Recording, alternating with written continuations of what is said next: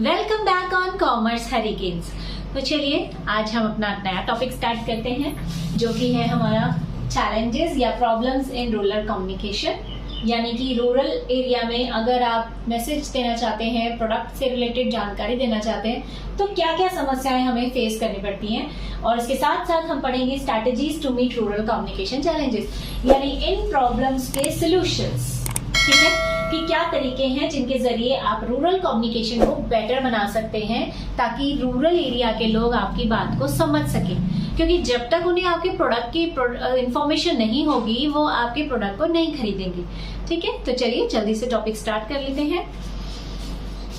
First challenge क्या है? लो literacy level, यानी कि यहाँ पर लोग जो हैं वो कम पढ़े लिखे हैं या फिर बिल्कुल ही अनपढ़ होते हैं, जिस वजह से रिटन मटेरियल हमारा वेस्ट हो जाता है। यानी कि अगर हम पोस्टर्स, बैनर्स, वॉल पेंटिंग्स करते हैं तो वो इन चीजों को पढ़ नहीं पाते और हमारे प्रोडक्ट के बारे में उन्हें पता नहीं चलता। Second, spread and diversity. Yes, rural area फैले हुए होते हैं, बहुत थोड़े थोड़े लोग छोटे छोटे इलाकों में, कस्बों में रहते हैं और हर कस्बे का कल्चर, लैंग्वेज दूसरे से अलग होती है। इस वजह से एक ही तरह की एडवर्टीजमेंट आप पूरे रूरल एरियाज में नहीं दिखा सकते। कहीं कुछ लैंग्वेज है, कहीं कुछ कल्चर है। ठीक है, तो डाइवर्सिटी होती है, यानी कि भिन्नता होती है, जिसकी वजह से हमें प्रॉब्लम आती है।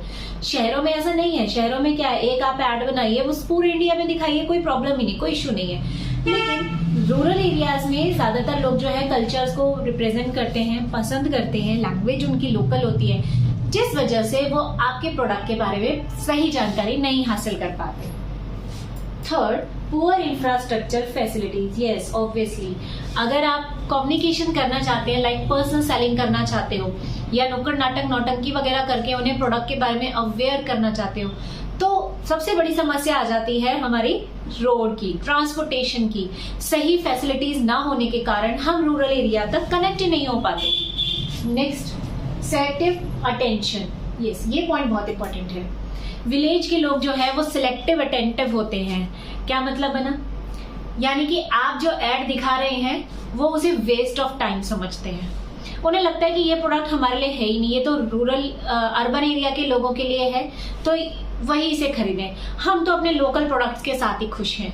ऐसी सोच होने के कारण वो ना तो आपके प्रोडक्ट की तरफ ध्यान देते हैं और ना ही आपके एडवर्टीजमेंट के तरीकों पर ध्यान देते हैं। उनका अटेंशन उस पर जाता ही नहीं है।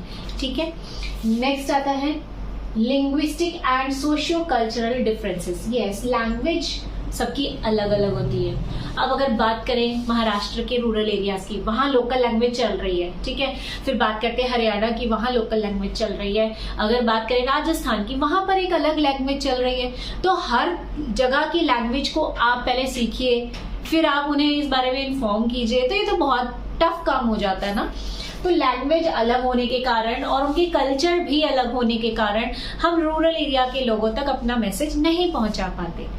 एक कॉमन मैसेज सबके लिए नहीं बनाया जा सकता। सपोज आपने एक ऐड बनाई महाराष्ट्र के लिए, उनकी लोकल लैंग्वेज मराठी में, तो आप उसे बंगाल, गुजरात और दिल्ली ऐसे एरियाज में तो नहीं दिखा सकते, है ना। ऐसे एरियाज के लिए आपकी उनकी लोकल लैंग्वेज में ऐड बनानी पड़ेगी। तो इसी वजह से हमें समस्या होती है, प्रॉब्लम होती है अपना कम्युनिकेशन करने में। नेक्स्ट, लो स्पेंडिंग कैपेसिटी। हाँ जी, रूरल एरिया के लोगों के पास परचेजिंग पावर कम है। मींस जब उनके पास सीजन होता है, फसल की कटाई होती है, उस टाइम उनके पास बहुत पैसा होता है, आप जितना मर्जी प्राइस उनसे चार्ज कीजिए वो देंगे। लेकिन जब ऑफ सीजन चल रहा होता है उनके पास पैसा नहीं होता, जिस वजह से आप उन्हें कितना भी फोर्स कर लीजिए वो शायद आपका प्रोडक्ट नहीं खरीद पाएंगे। Next, different leisure time activities. Yes, गांव के लोगों के पास लेजर टाइम बहुत लिमिटेड होता है। लेजर टाइम का मतलब आराम का समय। ज्यादातर वो खेती बाड़ी में लगे रहते हैं, जिसमें वो सुबह सुबह तड़के में उठकर चले जाते हैं और रात तक वो वापस आते हैं, और कई बार तो रात को भी खेतों में पहरा देना पड़ता है। अब ऐसे समय में जब वो काम पर लगे हुए हैं, आप एक सेल्समैन बनकर जाएंगे और प्रोडक्ट के बारे में बताएंगे, तो क्या वो सुनेंगे? वो कहेंगे नहीं भैया, जा जा अपना काम कर, हमें खेती का काम करना है ना। तो लेजर टाइम जो है उनका, यानी फ्री का टाइम जो है वो बहुत ही कम होता है। ठीक है, और लेडीज का लेजर टाइम अलग होता है, जेंट्स का अलग होता है। जेंट्स शाम के बाद फ्री होते हैं, लेडीज सिर्फ दोपहर के खाने के बाद और शाम के खाने से पहले के थोड़े से टाइम में फ्री होती है। तो सभी को एक ही टाइम पर कनेक्ट करना, मिलना पॉसिबल नहीं हो पाता, जिस वजह से आप कम्युनिकेशन नहीं कर पाते। Next, strong kinship ties. Kinship ties का मतलब होता है बॉन्डिंग होना, ठीक है। तो यहाँ पर रूरल एरियाज में क्या होता है कि जो हेड ऑफ द फैमिली होता है उसी की चलती है, उसी के हिसाब से सामान आता है, परचेजिंग पावर उसके पास है, सब कुछ डिसीजन वो लेता है, इंपॉर्टेंट डिसीजन भी वही लेते हैं। फीमेल्स की जो बारे में है वो उनकी राय कम लेते हैं, जिस वजह से फीमेल को अप्रोच करना हमारे लिए मुश्किल हो जाता है। अगर हम फीमेल्स को कन्विंस भी करना चाहें प्रोडक्ट खरीदने के लिए तो वो नहीं खरीदेंगी, क्योंकि कहीं ना कहीं वो अपने हेड के इन्फ्लुएंस में है, हेड जो कहेगा वही घर पर होगा, ठीक है। तो ये भी एक बहुत बड़ी प्रॉब्लम हो जाती है छोटे छोटे गाँव और कस्बों में। आप चाहकर भी वुमेन्स को कन्विंस नहीं कर सकते कि आप हमारा प्रोडक्ट खरीदिए, ठीक है। अब ये तो हमने देख लिया कि क्या क्या प्रॉब्लम हमें फेस होती है। अब चलिए ये देखें कि किन तरीकों से हम इन प्रॉब्लम्स के सोल्यूशन कर सकते हैं। करें स्टार्ट। चलिए, first, managing spread and diversity. जैसा कि हमने यहाँ पढ़ा था, यहाँ पर लोगों के कल्चर अलग होते हैं, वो फैले हुए होते हैं अलग अलग एरियाज में, छोटे छोटे कस्बों में रह रहे होते हैं। तो इस समस्या का समाधान यही है कि आप इसे मैनेज करिए, यानी कि आप अपना सेल्स फोर्स इतना अच्छा बनाइए कि वो छोटे छोटे कस्बों तक जाए, उनका रीच करे, लोकल लैंग्वेज में उनसे बात करें, प्रोडक्ट के बारे में उन्हें इन्फॉर्म करें।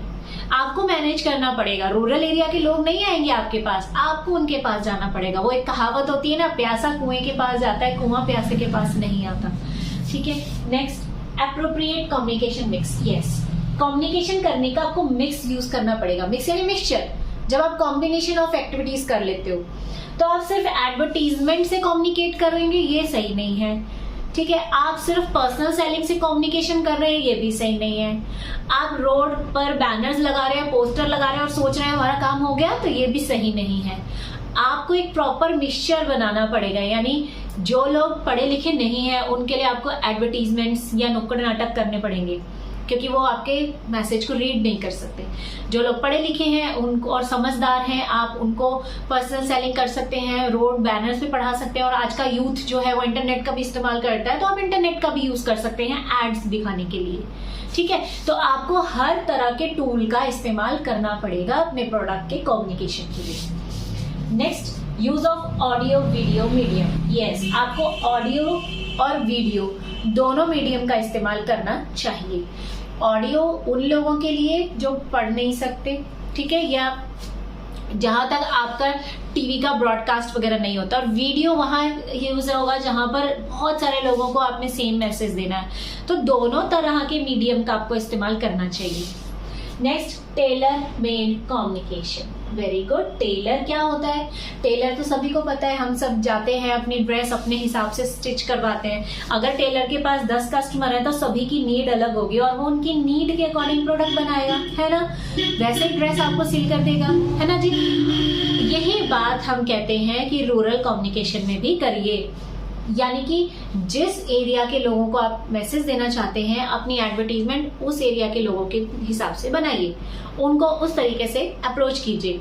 फिर दूसरे एरिया में जाना है तो उस एरिया की नीड के अकॉर्डिंग एड बनाइए और उसके अकॉर्डिंग उसे अप्रोच कीजिए। जैसे टेलर नीड के अकॉर्डिंग सामान सिलकर देता है, वैसे ही आप भी एरिया के अकॉर्डिंग अपना प्रोडक्ट का कम्युनिकेशन करिए, ठीक है। एक ही कम्युनिकेशन का तरीका सबके ऊपर आप नहीं लगा सकते, क्योंकि यहाँ पर डाइवर्सिटी होती है, भिन्नता होती है।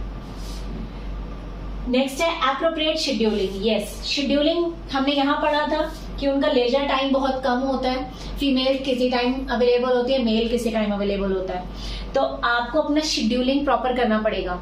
अगर आप एड दिखा रहे हैं सुबह सुबह, ठीक है, फीमेल्स के लिए, तो वो तो वेस्ट ऑफ टाइम है, क्योंकि उस टाइम तो फीमेल्स झाड़ू पोछा बर्तन कपड़े में लगी होती हैं। अगर उन्होंने गाय भैंसे रखी हैं उसको करने में, केयर करने में लगी होती हैं, उनके पास टाइम ही नहीं होता, ठीक है ना।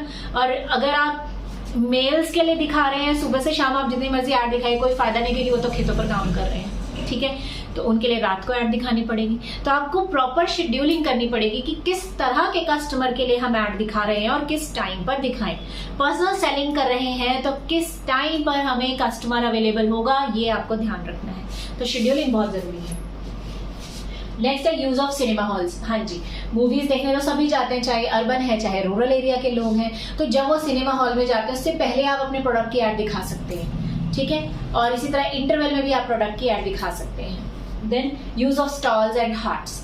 गांव में हाट लगती है हफ्ते में एक बार, या छोटे छोटे स्टॉल्स लगाकर आप लोगों को आते जाते समझा सकते हैं कि हमारा ये प्रोडक्ट आया है, इसमें ये फीचर्स हैं, या कोई सर्विस आप देना चाहते हैं उसके बारे में आप उन्हें समझा सकते हैं, डेमोज दे सकते हैं। ये बेस्ट तरीका होता है। Next, focus on opinion leader या हेड्स।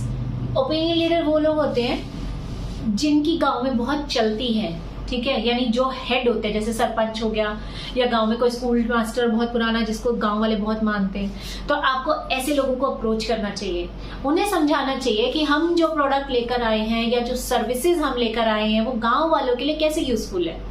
जब उन्हें वो बात समझ आ जाएगी तो वो गांव वालों को वो बात अच्छे तरीके से समझा पाएंगे, और गांव वालों को भी लगेगा कि ये हमारा अपना इंसान है, अपना पर्सन है, सरपंच है या हेड मास्टर है, ये हमसे प्यार करता है, हमारा अपना है, ये हमें गलत राय नहीं देगा। और ऐसी कंडीशन में ओपिनियन लीडर जो भी बोल रहा है गांव वाले उसको चुपचाप फॉलो करने लगेंगे। तो ये बेस्ट तरीका है ओपिनियन लीडर को अपने कॉन्फिडेंस में लेना। नेक्स्ट है use of logos and symbols. अब लोग जो है पढ़े लिखे नहीं है तो ये लिखकर अगर आप कुछ दिखाएंगे उन्हें समझ नहीं आएगा, लेकिन आप अगर अपनी एड में अपने लोगो और सिंबल्स के ऊपर फोकस करेंगे कि हमारा प्रोडक्ट का लोगो या ऐसा है, तो वो उनके लिए यूजफुल होगा।